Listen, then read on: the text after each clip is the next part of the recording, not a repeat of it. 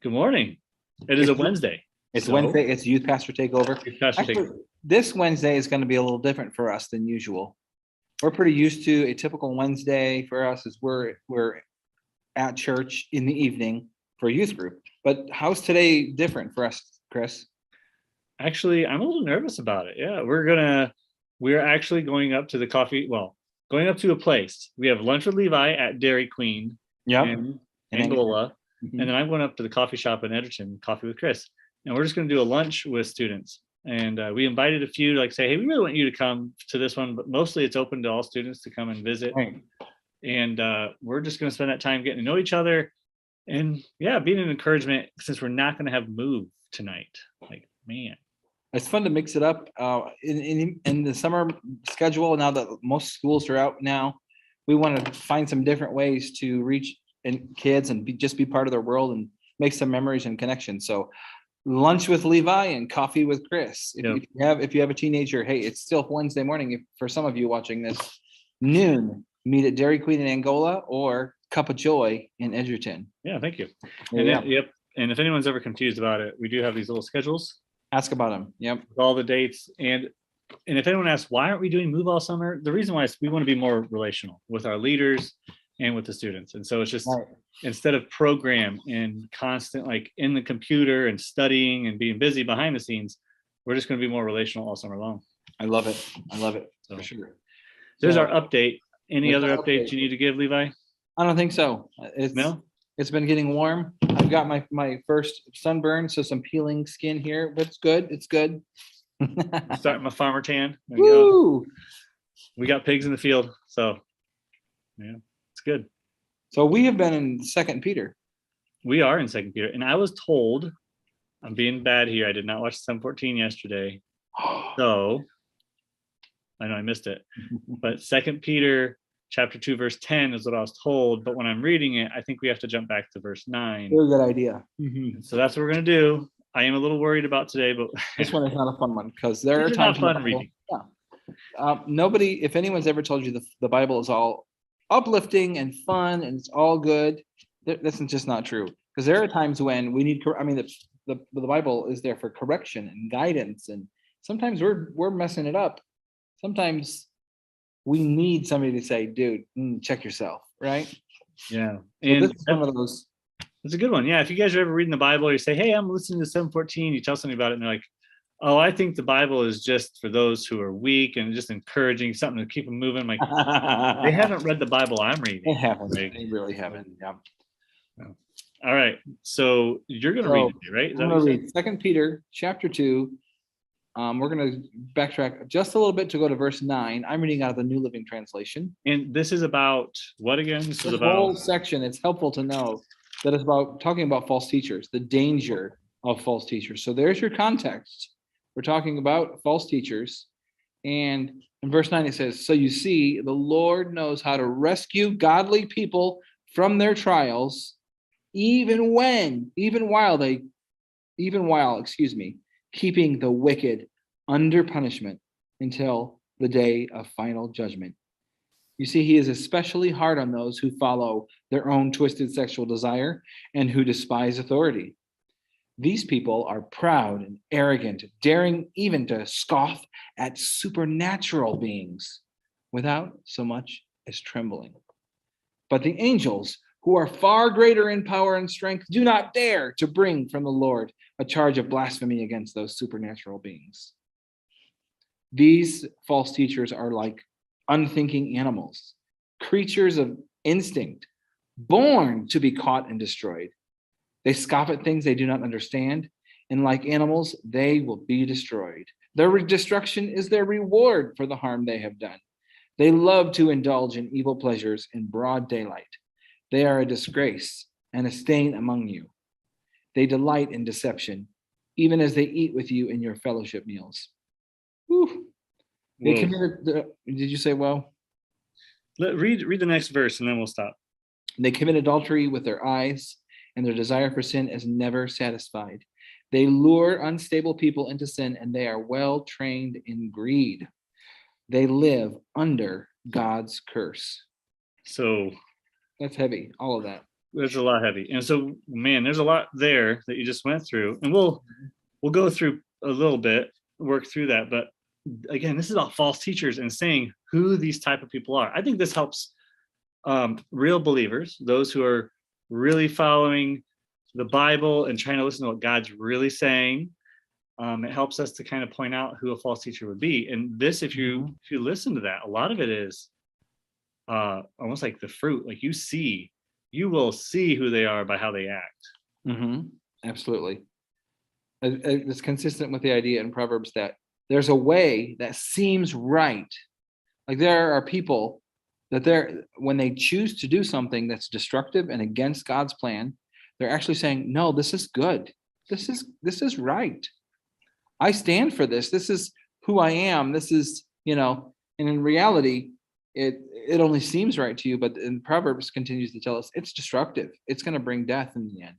So, here it talks about these people are proud and arrogant, and they dismiss the supernatural beings, and they despise authority. They follow whatever their twisted sexual whim is. Even angels won't act this way. is one what sort of way they're, and essentially they're acting like they're literally acting like they're not a spiritual being, like they're literally just an animal. Yeah, and to call them an animal, I think that's a good point to say. Like the Bible puts a distinction between animals and humans. Like we are part spirit, part physical. Angels are all spirit. Animals are all physical. Like there's not a spiritual side to them. They don't think, and you don't have animals out there going like, I wonder what the purpose of my life is. Like animals don't do that. And they're saying these false teachers, these people are acting like that. And to point out that there is a harsh word against saying anything.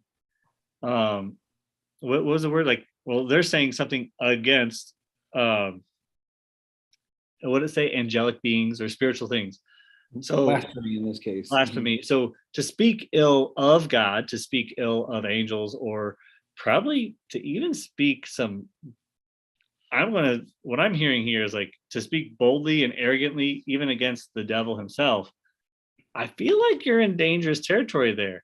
Like, and I also want to point out that if we're part spiritual, and this is saying don't do that, we should be very cautious about how we speak of people too. Shouldn't speak ill of people who are also part spiritual. And God put it on here that they're heaping judgment on themselves. Like we need to be careful. Things created by God, we shouldn't just scoff at that. Like we could have done better or something. I don't know. So even it talks about their destruction is their reward for the harm they have done. There is I'm not going to remember what religion talks about karma. Is that Hindu? I think that might be Hindu. Yeah. Well, I even tell kids in youth group, I don't use the word karma because I'm not Hindu. That's not my. But there is a parallel to the truth. It is a parallel to the truth because destruction is your reward for the harm you've done. There's not literally a negative energy that came out and now it's floating around in the universe waiting to run into my face or whatever. But when you harm people, when you're selfish, when you disregard, when you are a disgrace, a stain among people, you delight in deception, you're no longer getting the protection from God. You're literally saying, God, I'm good. You know what? I could get your grace. I could get your forgiveness. I could get even protection from you, but And I think you're right. Like they're scoffing at it, and that's, and God even talks about lifting his hand or allowing those who really want to keep going back to their sin, he'll just release them to it. Like you want it, you insist, you're going to have it full force and you're going to drink what you're doing. So those who keep doing wrong and breaking laws, God pretty much says, if you keep doing it, eventually your day will come. You're probably going to end up in jail. You're going to lose everything because you keep going down that path. His protection, there's a certain point where he wants you to stop and come back to him. And I think that's the verse, isn't it? Like it says, he lets you go to your sin so that hopefully you'll reach rock bottom and turn from it finally and stop going back to it. And doesn't that seem unloving? Shouldn't God protect us from our free choices? stupidity. I answered the question by finishing the sentence. And it's not like if my kids are riding their bikes down the street toward oncoming traffic, I'm going to be like, oh, I'm going to grab your bike and just steer you out of the way but let you keep going. No, that might be an extreme example. But Well, I mean, thinking of our kids, you can definitely think about how you get exhausted after a while. Like same thing over and over and over and over and over and over. And there's a certain point where it's like you just won't listen. And one of these days you're gonna get hurt. yeah, And especially older kids, I've heard parents say that they had to stop chasing after their older kids. They actually had to change locks on their house so the kids can't come in anymore because they were stealing stuff to go sell it for drugs. They just changed all the locks and told the kid, like, hey, when you want to fix what's going on with you, I'm here for you. But right now, I can't do it no more. You're not listening. You're hurting the whole family. So I have to put a stop to it. And I feel like that is kind of what God does. Is like, I got to put a stop to it. And hopefully there's a point where you'll go, come begging back. Like, Lord, forgive me. I'm going to change. That's what God's waiting on. So really the synopsis of that is sometimes the best thing to do is for the consequences to fit the crime, because otherwise your heart doesn't change. Yeah. And you have to, we read a book about the end of yourself, the end of me. And a lot of times that's when you find Jesus, is when you find the end of yourself. So Exactly. before we move on here, I just want to backtrack because I feel like we're going down a rabbit trail here. But verse 9 talks about how if the Lord rescues the godly from those trials and stuff that happen. So remember, we have some people who talk about, they think God's hand is being lifted from America because we're getting farther and farther from God. I don't know how much of that, I can't speak on that, other than if that be true, we as a godly can say, you know what, God's going to protect the godly, even if the country's starting to fall apart. But that trial still has to come because the country is far from God right now. But then you go down a little farther and it says, again, 13, they, meaning the false teachers, those doing wrong, will be paid back for the harm that they have done. And so that's also our promise and our reminder. We don't have to hold grudges. We don't have to make sure somebody pays for the price. God will make sure that happens. So yeah, breathe, the relief right there, right? There's some, okay, we do what we're supposed to do. We should be wise and figure out who a false teacher is so that we don't get caught up in some of the wrong teachings. But otherwise, we don't have to chase after them. Okay, where are we at? And let's see here. We had finished 14, I think. I think we're ready for 15. Yeah, go for it. So just continuing on with the description of false prophets, that how just far off, that little bit of leading off takes you way off. 15, they have wandered off the right road and followed the footsteps of Balaam, son of Beor, who loved to earn money by doing wrong. But Balaam was stopped from his mad course when his donkey rebuked him with a human voice. Yeah, let's go there. So I love this story. This is one of my favorites as a kid. Actually, now I'm starting to say I love the whole Bible. So I don't know if I have a favorite anymore. But this story is, as a young boy, I just remember hearing this, thinking it was great. Also, I used to read the King James Version at the church I grew up in, and there was a different word for donkey in there, so that got my attention. But this story talks about how the prophet of God, I mean, he was considered a prophet of God, so he must be hearing from God and giving messages. But then he was trying to use that gift, the hearing from God and saying it to people. He wanted to use that to gain money. And he was actually on his way to go do that, to give a curse or to do something against Israel, God's people. And that's when an angel was standing in the path about to kill him. And the donkey turned off the path because uh-oh. And then he got mad and hit the donkey and got it back on the path. Donkey turned off the other way again to save him. And he beat the donkey again. And I don't know if it was the second or third time. The donkey says, "Why do you keep beating me?" Like, God put a voice inside the donkey's mouth to get Balaam's attention and say, I'm ready to kill you because what you're about to do. You better pay attention. And I love that story because it's like, for one, how miraculous God is. Right. But again, like we are so oblivious sometimes to what God's trying to say. And if Balaam, who hears from God, just would slow down and stop trying to get some money, I think he would have realized that before the donkey saved his butt. It's true. And in the morning, I'm making waffles. And I'm making waffle. If you missed that movie reference, that's from the movie Shrek. We had a donkey as voiced by one Eddie Murphy. And in the morning, I'm making waffles. I'm making waffles. You can tell we have kids. Okay. So shall we read on here? Yeah, go ahead. Yeah. Stuff, but we're gonna just okay. So there's a theme here. I'm pretty sure this author is not affirming any other choices of 17. These people are as useless as dried up springs or as a mist blown away by the wind. They are doomed to blackest darkness. They brag about themselves with empty, foolish boasting.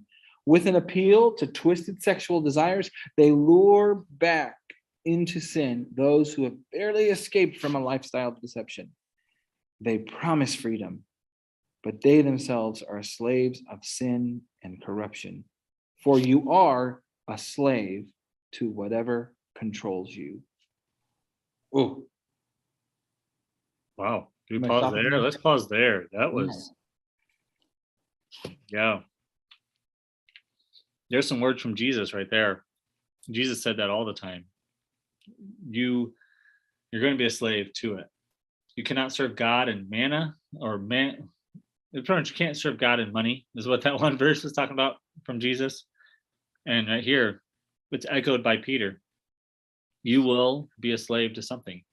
Is Jesus your master or something else in the world your master? And these people, these false teachers, you will see them by what masters them. You'll see them caught up in, it's talking about sensual, sexual sin. They're caught up in that. They're very boastful, very proud, and loud type of people.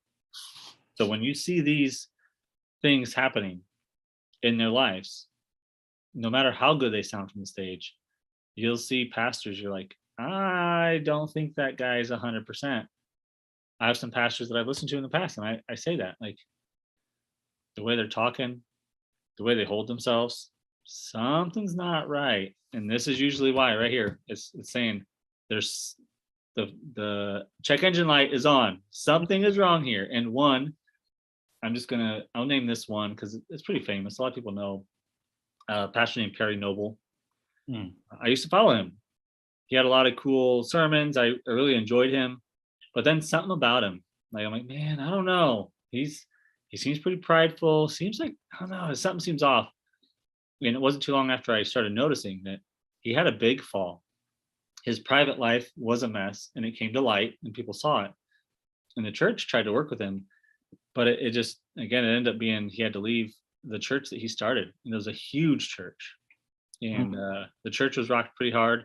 He himself got out of ministry for years. I think now he's back to the church again. But those are usually, again, indicators. And if that's in your background, those pastors, you got to be careful what they're saying, because they might not be 100%. They might be teaching false things. And that's why we want to protect our own hearts and stuff, because we want to hear from people who are really hearing from God. Well, and that's why it's important that you are reading the Bible for yourself, because if you do not want any one other person, one other human being to be the primary source of your truth, because then you have a flawed middleman. Even you are a flawed middleman, but when you are reading it for yourself, that's some fact checking, that's some cross-referencing. I've said it before that if what you're hearing in church is all of the Bible that you're reading, then I really hope that you can continue to believe in God at all. Yeah. You know what I'm saying? Well, us on Psalm 14, I'm flawed. I can think back to some things I've said, I'm like, ooh, I don't think that was 100% right. Right. I think I let my emotions or my thoughts come out and it wasn't exactly aligned with God. And I think that's happened before. So as you're reading the Bible and you're learning about more stuff and you're like really understanding this better, you might hear a pastor slip up and say something. We're human. Please go to the pastor first and say, hey, you said this, but it doesn't really line up with scripture. Can we talk about that and have that conversation? If the pastor's like, oh man, no, I didn't mean that at all. And you can tell that he's like, yeah, I'm with you. I'm listening to everything you're saying. Great. Maybe you help the pastor be careful with his words, or maybe something was clarified and he accidentally said something. But again, we go backwards and see, the false teachers say stuff that make you go, no, that doesn't line up with scripture. You talk to them and they're like proud, boastful. No. Let me tell you what is really true. If they're that way, you got to start questioning. We're trying not to make judgments here, let God be the judge. But for us, if a pastor's not willing to hear, oh, there might be a mistake here, if he's not humble enough to listen, that's a red flag. It's an indicator, yeah. Mm-hmm. Not 100%, just a red flag. It makes you dig deeper. Again, the Bible also is very clear that we don't just write somebody off for one mistake. We go to the person first, ourselves. And if then something's not quite right, maybe we take a second person to go and try to do something more and say, hey, listen, something's not right here. I'm trying to do it the right way. And in the end, then after you've tried what you could, then you might take some steps to maybe you're with a church you have to walk away from. I've seen that happen before. Or maybe you have to talk to the right people. We're not gossiping. We're not talking to everybody and their brother. This is something between us and God and them. Nobody else needs to be involved in this. But hopefully you'll help, set somebody straight for God. Like, it's a good thing and a loving thing. Like, we're not wagging our finger. We're just over here. Hey, Levi, I heard you say this, and it sounds like you said this or meant this. That's not what you meant, was it? And then usually you would answer back, right? So, yeah. Any thoughts to add to that? I feel like I'm rambling. I don't think so. I think that this was definitely not your typical light, happy reading, but like we said before, like we started this, there are times when we need to be a challenge. There's times where we need to be able to be given the tools to recognize when somebody might be being deceptive and leading us astray. Mm-hmm. So do we want to continue reading and finish this chapter out, or is that a good place to stop for you? That was a pretty nice, for you are a slave to whatever controls you. I think we can stop there. So that means verse 20, they'll pick up. There you go. Verse 20. Mm-hmm. I'll just look this over real quick. I think there's also that part of verse 17 that made my heart kind of sad a little bit, of the darkness. They are people in a darkness. Blackest darkness is what. And yeah, I think that's a reason why I want to enter those conversations with love. I don't want to attack somebody. And I hate it when I start hearing Christians start pointing their finger and like, that guy's a false prophet, and they start throwing words like that. It's like, wait, if they really are a false teacher, we got to remember what this says. It has what we just read is they're in darkness. God does not have good things lined up for them. That should make us like scared for that person, because they obviously don't realize. And want to come to them in love and approach them in a way that they will still listen to you. Mm-hmm. If I attack somebody right from the beginning, they're not listening to me, and I've lost my ability to speak into the situation or into their life. Or if we gossip to everybody first, if I go around and talk to all my friends before I go and talk to the person, more than likely the person I'm about to go talk to already knows I've been talking about them, and that shuts off their ears too. You're only going to get defensive. Yeah, but we don't want to do that. So we always go to them like they're a good friend of ours that we're trying to help. Right. That's the way it should be handled. Absolutely. Yeah. All right. Does that feel like we got some stuff covered?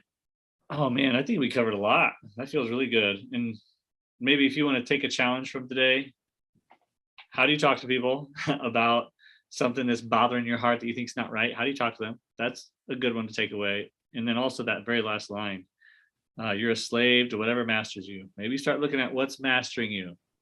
Are you really a master of that video game, or is it controlling you? Are you a master of social media, or is it controlling you? And just start looking at your life. Make sure Jesus is your master and nothing else. That's good. That's a good way to end it. All right. Do you want to go ahead and pray then, Christopher? I'd love to. Yeah, here we go. Oh, Father, this was some heavy reading today. And Lord, I want to pray a special prayer to those who are reading your word, who are listening to you and what you're saying. If they notice other people teaching things that go against you, give them the heart to go and have the conversation, to try to help save a brother from what God has declared will be for those who teach wrongly. And for all the teachers out there, for all the pastors in our local areas and Angola and Edgerton and surrounding areas, and for all the pastors at our church, at Life Changing Church, Lord, help us to never enter into the writing process half-heartedly. Lord, give all those pastors that heaviness of, we are going to teach this right because we know how seriously you take this and how seriously you take your word. Let us also humbly come to to that teaching platform, whatever it may be, knowing that what we're doing is trying to help others find you. It's not about us. It's not about who we are. It's about who you are. And Lord, also for all the people listening, bless them as they come to your word. Always reveal yourself to them so they never leave a Bible study like it was worthless. And you're going to pray. Amen. Amen. All right. For the good and the bad and the ugly, we got through some important Bible verses today, didn't we? Fun. It was so fun. It was more fun than I thought it'd be. I thought it would be worse. We're reading it ahead of time. We're going. I'm glad you read it ahead of time, so I have my thoughts more aligned. All righty. So make sure you get back on to the 714. We've got so much stuff going on with the summer of serving. I'm going to get onto the church's website, mylifechangingchurch.org. Sign up for lots of cool stuff, including some stuff we're doing with our youth. Yeah, and grab some people, grab some friends, your neighbors, go serve somewhere this summer. Like there's even an option there, like, hey, you want to do something on your own, you have an idea, put it in there, just get a group of people, go do it, and maybe the church can help you get to it. So that sounds good. All right, Chris, we'll see you next time, and make sure you check out the 714 tomorrow. There you go. See you, everyone.